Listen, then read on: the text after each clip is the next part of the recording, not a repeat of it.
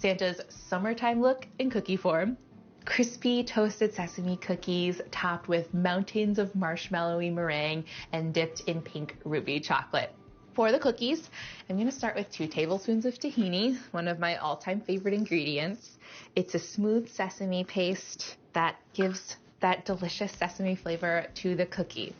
A 1/4 cup of softened unsalted butter, a teaspoon of toasted sesame oil to enhance that sesame flavor in the tahini, 1/3 cup of granulated sugar. I'll get this mixing until it's smooth and fluffy.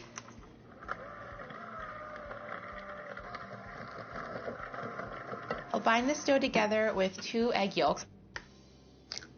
And it's extremely important to ensure that you're not getting any egg yolk in with the egg white, because otherwise that egg white isn't going to beat up to that fluffy texture that you're going for. We'll get this smooth.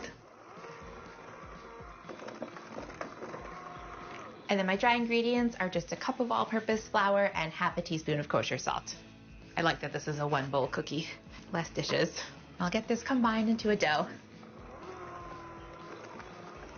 Once I no longer see any bits of dry flour, I can stop the mixer and help bring this together with my hands. And it'll all stick together. Okay, this dough is nice and soft and toasty. All right, to roll it into a log, I'm gonna get some sesame seeds and parchment paper. I'll get my sesame seeds onto a rim tray to help me coat the cookie log. I'll get it started with my hands, but then I'll fold the parchment paper over and then use my bench scraper to press it. And it all just evens out into a smooth cylinder. I'll gently transfer this over to the sesame seeds and roll it in the sesame seeds so that they coat the dough completely. Transfer it back to the parchment paper, and I'll use the parchment paper to wrap up the log. I'll get this into the refrigerator for an hour, and then I'll slice into 1/4-inch slices and bake at 350 degrees for 11 minutes until they're crispy and toasty.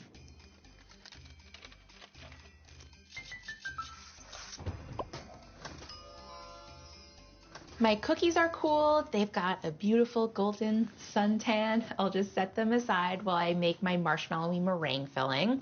I have my reserve 2 egg whites that I supplemented with 3 more egg whites that I'll dump into a double boiler here. It's a heat-safe bowl heating over a pot of very gently simmering water. I don't want to heat the egg whites too quickly and cause them to curdle. I want a smooth meringue. I'll sprinkle in 1 cup of granulated sugar, 1/2 teaspoon of cream of tartar, which will stabilize my meringue, and a good couple of pinches of salt. I'm going to whisk this as I heat it up to 150 degrees, and that ensures that the egg will fully cook. All right, this is at temperature.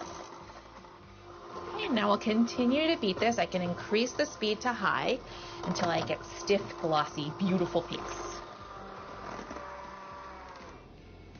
A little vanilla will complement the sesame flavor really beautifully. All right, that is beautiful. So I have a large piping bag here fitted with a pretty big round tip. If you don't have one of these, a zip top bag with the corner snipped off will absolutely work. It's so fluffy. I'll fold the sides up. I'm gonna make sure all of that meringue gets in there. There we go. Okay, ready to roll. My favorite part about these cookies is that they will have a halva surprise in the center.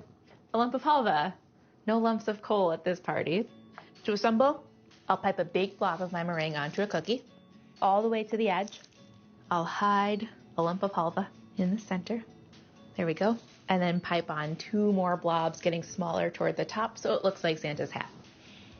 So satisfying. I'll keep on going. Halva is this crumbly Middle Eastern sesame candy that's sort of fudge-like. Can't think of anything more satisfying than piping smooth meringue. Hee hee. Okay. I'm so happy with these. And now I'll chill them until they're super firm. My cookies have set up nicely in the freezer, and now they're ready for the finishing touch, a coating of ruby chocolate. And this is just melted ruby chocolate with a little bit of coconut oil so that it doesn't get too firm when it hardens up. Ruby chocolate is awesome. It's a little sour and fruity and not too sweet. It's made from a ruby cocoa bean. I love it. To dip. I'll let any excess drip off.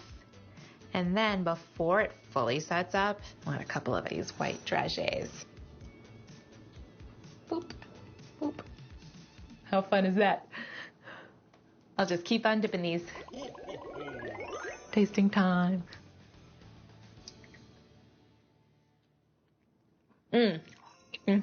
It's so toasty and fluffy and sweet, and that little bit of tartness from the ruby chocolate completes the package.